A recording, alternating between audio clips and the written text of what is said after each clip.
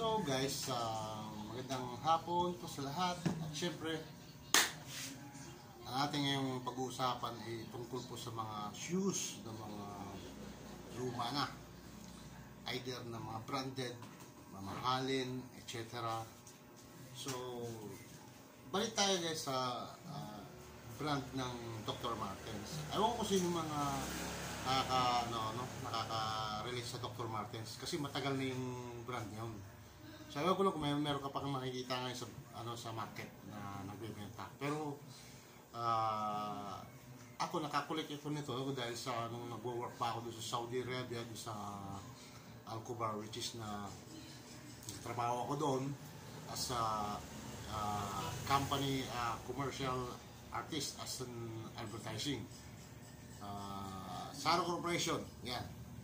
So ngayon, 1997, natatandaan ko, bumili ako ng sapatos na Dr. Martens, month of November. So 1997, ano na ngayon? 2023. So yun ang pag-uusapan natin. Kaano na siya katagal itong sapatos na ito, itong Dr. Martens na ito.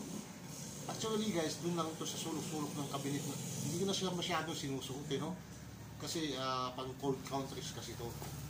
Dito sa atin sa Pilipinas masyadong mainit. Pero nakita ko siya, yun yan, ang dahil nga nagsasayaw-sayaw nga ako sa video, dito sa short YouTube. Naisip ko na magagamit ko pa to siya. So ayan, ayan yung ng truck ng Dr. Martens. Ito made in England. So ayan. Tapos yan nga. So ayan yung mga niya, detailed niya.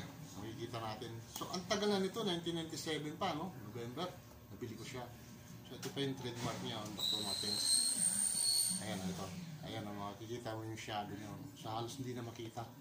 Pero meron siya rito. Tawagin na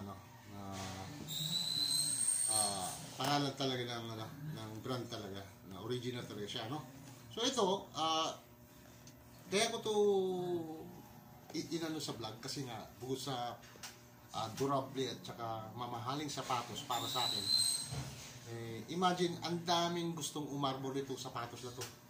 Almost mga relatives ko, sa relatives ng misis ko, sa mga kaibigan ko. Minsan yung iba naku-offer, bibili nila ng 20,000. Hindi ko binenta noon kasi gawa nga nung kailangan ko magkakulit nito kasi kung dito sa Pilipinas hindi ko kasyang bilhin. So ngayon, nabili ko nga siya doon. Mura lang naman to kasi nag-sale. Nabili ko siya doon sa Al-Kubar, sa Saudi Arabia. So yung balat niya guys, itong niya, talagang imagine, almost 26 years na ang tagal.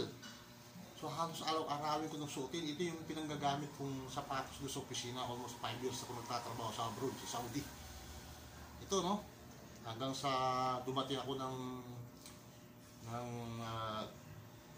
Abu Dhabi, United Arab Emirates, hanggang Dubai.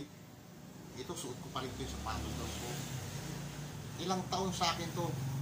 So, talagang andun yung nakawin siya. Balik ko kasi binayaran ko para ibalik sa akin. Yung mga ganun. Ang dami nag-interest na sapatos na ito. Ang daming pinagdaanan ito. Ang dami rin naiinggit sa sapatos na ito. Minsan, hinihiwa.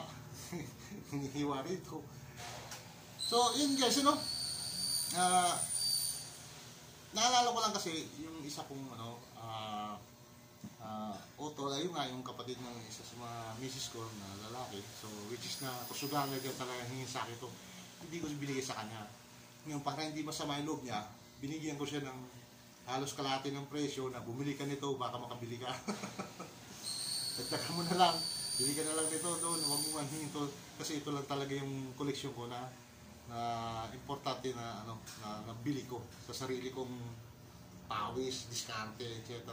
Talagang kayod, So ito, natutuwa ako sa kanya ngayon kasi almost 26 years na. Naisip ko na magagamit ko to doon sa mga dance move ko na yung mga sa shorts, yung mga nakakaliw na mga shorts videos, ganyan. So magagamit ko to siya. So guys, talaga itong Dr. Martens talagang subok talaga yan. Kahit anong gawin mo dyan, pag nagkaroon ka nito, isa kang mapalad na nakakoleksyon nito kung mayroon ka nito. Kasi dami kong kaibigan na mga ibang lahi doon sa gaya nung Spain, gaya nung Britain. Sinasabi nila sa akin na talagang swerte nga daw ako meron ako nito. Kasi sila nga nag-collection din daw sila. Pero hindi na nila masyado gagamit kasi gawa nga pero marami na rin sila sapatos. Kaya po, sabi ko sa kanila, mayroon na nag-chat sa akin nung isang araw na, hindi ba yung, yung markets mo? Paano nga? O kaya, inaalok niya ako na ibigay ko na lang sa kanya. Okay, biling daw niya.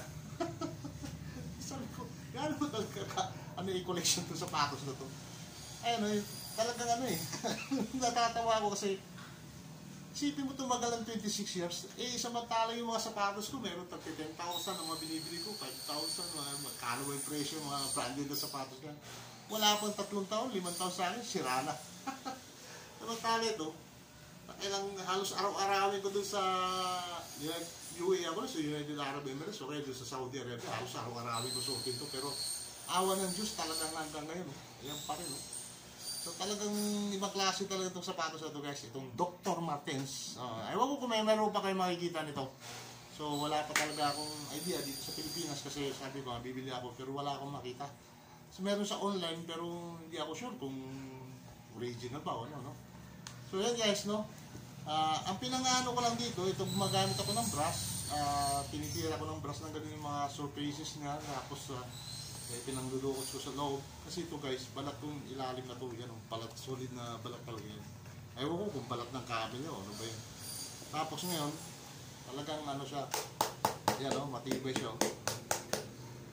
Talagang siya, talagang durable talaga siya. Tsaka yung chuelas niya, ayun may nakasulat na made in England. Ayan. Made in England. Talagang matibay pala siya. So ngayon, pag naglilinis ako guys, ang ginagamit ko lang sa kanya, ito lang mga gaya nitong lotion. Isa nga yung Jergens na lotion. So yun lang yung ko rito, pinapapahid ko sa kanya. Kasi meron ako dating pang Dr. Martens, pero hindi na nga ako makabili, hindi ko na alam kung saan ako bibili. So ngayon itong mga lotion lang na pang ginagamit ko sa kanya. Kaya paubos na pala yung lotion ko. Ayan lang. Yan lang, tapos ipapahid ko lang ganun sa sa mga kilid-kilid niya. Kasi dito niya, pakal sa loob ito, tapos ito may balat siya, diba mo? Ayan. Ganun guro niya. So, bawat surface niya, ko para manatili yung, yung kulay ng balat niya. Actually, ngayon ito, almost 1 year ko na hindi nilinisan to. Nakatambak lang doon sa gilid ng kabinet. Pero awa naman ng tadhana talagang matagal pa rin siyang So ayan, medyo kinakalawang na hindi na part, So na-adjust naman to. So ayan, talagang tingnan natin yung ito sa sa mga sa mga surface Yan ito. Bitid niya,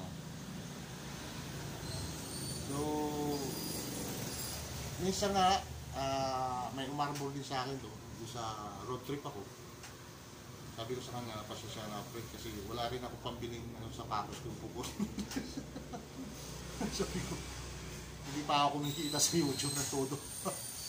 So yun yung sabi niya, maghintay na lang daw siya kung ibibenta ko sa kanya. So guys, naisip ko sa mga ganung reaction nila sa mga nila sa mga ganito sapatos. Kasi maraming design to Siguro ito na yung pinakamababang uri siguro ng design ng yung time niya ng Dr. Martens. Pero sa iba pa, marami talaga mga mas magaganda pang mas magagara pang design na sapatos na Dr. Martens na brand.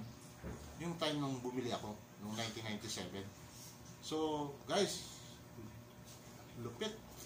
Talagang kung minsan ko na to sa dagat, pinangtawid ko na sa ilog, kung saan na lang, pinang-akyat ko sa bundok. Kung saan na lang mga travel vlog na mga pinagagawa ko, ito yung suit ko. Ko sa road trip, ayun nga, yung nababasa siya ng ulan, nababasa siya ng tubig, o kaya siya ng mga alap, mga ba dyan, pero talagang hindi talaga, worth it talaga guys. Ito, yung time na to, siguro ngayon kung bibilin to, baka 30,000, hirap pang bilhin to sa 30,000 na ito. Kung sa mga collectors baka 50,000 na ito. 50,000 ang mga halaga dito. May nakausap ako, bibili niya ng 50,000. So, depende sa tagal ng tao. So, wala akong idea sa mga ganun. So, basta ako, kahit ilang offer yung ibenta niya, bilhin nila, hindi ko talaga siya bibenta. Kasi nga, natutuwa ako sa kanya eh. Pero kung mga kasama dati sa advertising department ng Sara Corporation, doon sa pinagtatrabaho ko dati sa company sa Saudi Arabia, eh talagang halos meron din sila dito. Bumibili sila, bumibili rin ako, ano yung mga, basta mga ganito tatak. Iba klase talaga. Matibay talaga guys, talagang kahit pakpakin mo pa ng martilyo to, talagang tutuloy po naman ng maso talaga, hindi siya basta nagigiba guys. Talagang, minsan nga dati nainis ako eh, talagang galit na galit ko siya, pinagbuntungan ko ng galit. Paluin ko ng maso, martilyo, kung ano, pinagawin yung bat. Nabali na lang yung bat eh siya, hindi siya na ano. Wala siyang ano sa kanya, kundi konting galos lang, pero hindi talaga siya nadurog or something na nabiyak to. Itong kwelas na nabiyak. Hindi siya nabibiyak yun. Ang dami ko sapatos ng mga, gaya ng mga iba pang brand na yun, ayoko na mag-mention ng yung mga mamahal nila. Nabibiyak yung dito guys, itong kwelas niya or either dito na part, nabibiyak yan. Pag ginanong, nabibiyak yung mga ito. So, mahal siya pero yun nga, nasisira siya. So ngayon, minsan parang ayaw mo nung bumili na ano kasi nga gano'n, nabibiyak. Hindi kagaya nito guys, talagang parang imagine mo, kahit anong gawin mo rito, kahit lukutin mo pa siya. Hindi talaga sinahalo talaga guys. Maliban na lang siguro kung hihiwain mo siya ng cutter, yan, sira talaga siya. Pero yung papaluin mo lang siya, hindi talaga. O kaya gagamitin mong araw. So guys, almost 26 years, ito nga siya ngayon. So, makikita nyo sa mga ilang shorts ko, sa mga vlogs ko, ito na yung susutin ko guys. Itong Dr. Martens, ayan. Wow guys, super pa rin talaga siya. Talagang durable pa rin siya ang ano niya. Yung mga shape niya talagang ox na ox pa rin. So yun guys, araw-araw ginaganon ko lang siya. Parang sinashine ko lang siya. Dati rin kasi akong shiner sa mga kati. Ano siya. Maliban sa painter artist ako sa mga on-the-spot painting dati nung araw, talagang matyaga ako sa ganun. No? So hanggang ngayon pa naman gumagawa tayo ng paintings. Magbibenta ako ng mga paintings. Ito yung unang-una kong ipi-paintings itong collection ko na to. So ibibenta ko yun sa online. So yan, ginaganon ko lang siya. Parang ano lang, parang naglilinas ka lang ng ng mga Volkswagen ng mga sasakyan na parang wash ka lang ng ganyan. Hinihimas-himas mo lang, parang yung manok guys na yung pansabog. Ganun mo siya. So yun. So napakaganda guys talaga itong Dr. Martens. No? Hindi ko siya kasi collection lang talaga. So ewan ko kung may nabibili pa yung mga ganito sa mga ganitong brand, Dr. Martens. Alam ko yung sa mga nakaka-relate. Sana yung ganitong item nyo, sana buhay pa rin kagaya ko. So yun lang. Sana mag-enjoy din kayo sa inyong nabiling item na napakatagal masira. So yun lang guys, maraming salamat sa inyong suporta. Mostly doon sa aking mga shorts na mga nanonood. Hindi ko alam kung saan ko ilalagay yung sarili ko. Basta nagpapasalamat ako sa inyo. Doon sa mga suporta na binibigay nyo sa akin sa subscribes, tsaka sa likes, share, etc. Talagang gagawa ko lagi ng shorts para sa inyo. Kung pwede nga, hindi ko lalagyan siya ng mga text kasi alam ko kung kailangan nyo ng image, mga view, pwede nyo download din yun, di ba? Siyempre. So, pero may mga website ako, huwag nyo kalimutan, pwede kayo mag-download din ng mga clips. So, affordable yung price niya. So, yun lang guys. Maubo ako. So, lahat, maraming salamat. See you next video guys. Gagawa tayo ng muling vlog. Maraming salamat. Bye-bye. We love you all.